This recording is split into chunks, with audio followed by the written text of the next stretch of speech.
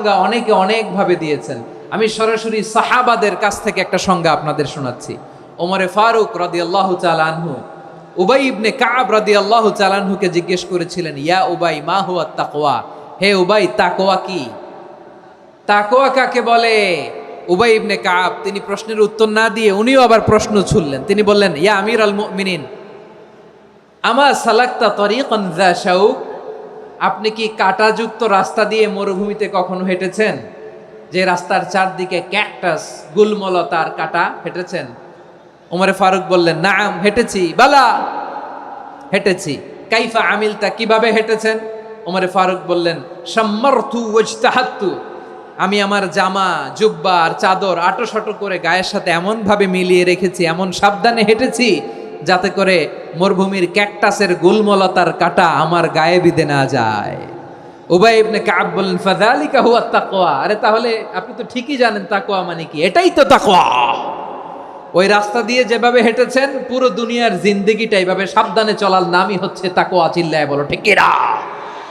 এই দুনিয়াতে পাপ পঙ্কিলতা থাকবে, শয়তানির হাতছানি থাকবে, অপরাধ প্রবণতা থাকবে, নফসের খায়েশ থাকবে, অন্যায়ের হাতছানি থাকবে, সব কিছুকে দোলে মুচড়ে পেছনে ফেলে সাবধান হয়ে এই দুনিয়ার সিরাতুল মুস্তাকিমের পথে চলতে হবে। যেই রাস্তা শুরু হয়েছে দুনিয়াতে শেষ হয়ে গিয়েছে আল্লাহর জান্নাতের ভেতরে। চিল্লায় বলেন ঠিক কিনা?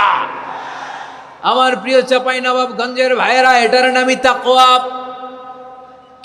উবাই ইবনে কাব বললেন, ও আমিরুল মুমিনিন, ওই কাঁটাযুক্ত গুলমলতার রাস্তার মধ্যে ঠিক যেমনি সাবধান হয়ে আপনি হেঁটেছেন, এই দুনিয়ার বুকে ওই সাবধান হয়ে চলার নাম হলো তাকওয়া। সুবহানাল্লাহ। তাহলে তাকওয়া কারে বলে? আমার চাঁপাইনবাবগঞ্জের কলেজার টুকরা ভাইয়েরা, বুঝতে পারছেন আপনারা? হ্যাঁ, তাকওয়ার শুধু দুইটা নমুনা আপনাদের সামনে পেশ করব, আপনাদের ক্লিয়ার হয়ে যাবে। একটা নমুনা তো দিলাম, আরেকটা নমুনা, সেটাও ওমরে ফারুক রাদিয়াল্লাহু তাআলা আনহুর জীবনী থেকে। উনি ছিলেন ন্যায়পরায়ণ শাসক।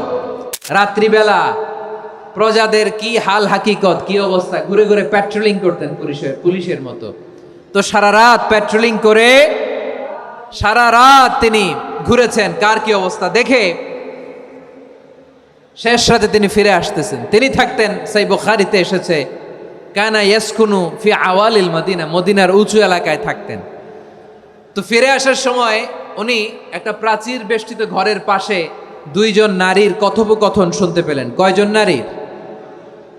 দেখি আপনাদের মনোযোগ আছে কিনা, বলেন কয়জন নারীর? একজন বৃদ্ধা, একজন যুবতী।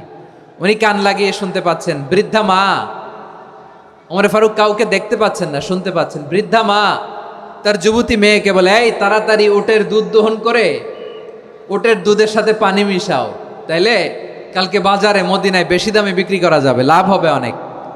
বৃদ্ধা মহিলা এটা বললেন।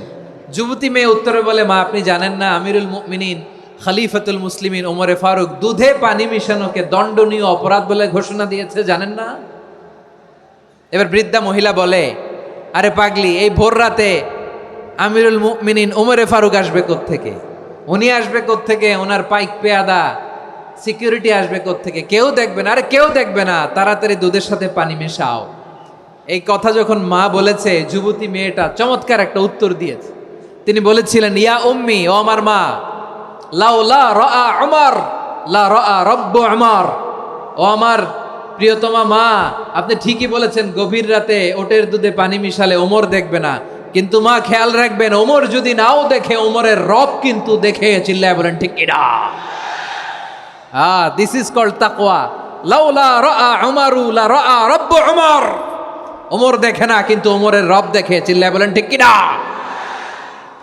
এজন্য রব্বুল আলামিন বলেন, লা তুদরিকুহুল আবসার ওয়া হুয়া ইউদরিকুল আবসার ওয়া হুয়াল লাতীফুল খাবীর।